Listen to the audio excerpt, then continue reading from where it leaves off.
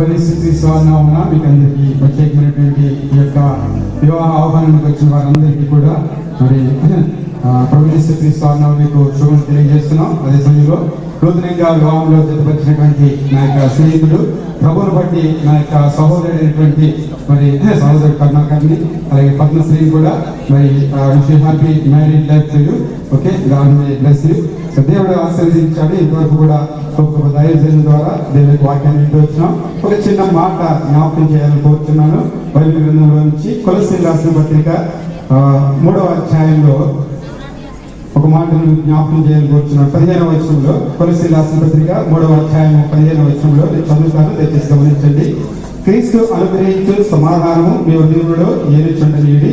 ఇందుకొరకే మీరొక్క శరీరముగా పిలువబడితే మరియు కృతజ్ఞులై ఉండి. సో ఇప్పుడు వారి ఇరువురు కూడా కరుణాకరు పద్మశ్రీ కూడా వేరు వేరు కాదు, కానీ ఇది నా దేవుడు ఏం చేస్తున్నాడంటే వారిని ఒక్క శరీరముగా ఆయన దేవుడు జత చేస్తూ వచ్చాడు. ఈ యొక్క ఒక్క శరీరంలో ఏమి కలిగి ఉండాలంటే క్రీస్తు అనుగ్రహించే సమాధానము ఈ హృదయంలో ఏలుచుండనిది. ఈ లోకంలో పెద్ద పెద్ద ధనాలు, ఆస్తులు, అంతస్తులు అన్ని ఉన్నప్పటికీ కూడా మానవుని జీవితంలో ముఖ్యంగా కుటుంబ వ్యవస్థలో ఈ దినాన అది దేవుని యొక్క సమాధానం లేకుండా కుటుంబాలు విడిపోతూ ఉన్నాయి. అయితే దేవుడు ఇచ్చేటువంటి మరి ఎన్నో వర్తమానాలు, ఎన్నో ఆజ్ఞలు, కట్టడలు మనమందరం కూడా అనేకమైనటువంటి వివాహ సందర్భాలు వింటూ వస్తూ ఉంటాం. అయితే చాలా దుఃఖకరమైనటువంటి విషయం ఏంటంటే అవన్నీ కూడా కేవలము సీడీలకు, ఫోటోలకు మాత్రమే పరిమితం అయిపోతున్నాయి ఈ దినాల్లో.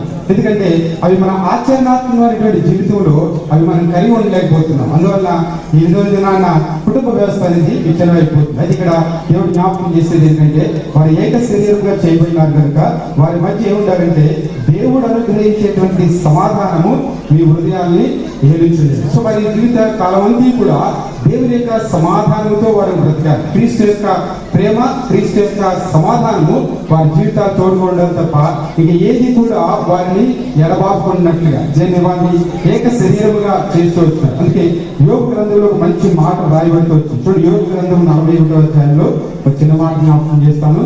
యోగ గ్రంథం 41వ అధ్యాయము 16వ వచనంలో మకరముల గురించి రాస్తూ ఒక మాట ఉంటుంది. ఏముంటుందంటే యోగ గ్రంథము 41వ అధ్యాయం 16వ వచనంలో అవి ఒకదానితో ఒకటి హత్తుకుని ఉన్నవి, వాటి మధ్యను గాలి ఏమాత్రము చొరనేరదు, ఒకదానితో ఒకటి అతకబడి ఉన్నది, భేదింప శక్యము కాకుండా అవి ఒకదానితో ఒకటి కలుసుకుని ఉన్నది. ఆదికాండం 2వ అధ్యాయంలో దేవుడు ఆదాము ఇద్దరిని కూడా వివాహం జతపరిచిన తర్వాత వారి ఏక శరీరం అంటారు. వారు ఒకరినొకరు హత్తుకుని ఉంటారు. ఎప్పటి వరకు అంటే జీవితకాలం అంతా కూడా వారి మధ్య ఎలాంటి హత్తుకుని ఉండాలంటే గాలి కూడా ఏమాత్రం కూడా చొరబడి. అనగా ఇది నా కుటుంబ వ్యవస్థలో చాలా సమస్యలు ఎందుకు వస్తున్నాయంటే ఇంగ్లీష్ లో ఇన్లాస్ అనేటువంటి దాని వాళ్ళు మదర్ ఇల్లా కావచ్చు, ఫాదర్ ఇల్లా, బ్రదర్ ఇల్లా, సిస్టర్ ఇల్లా.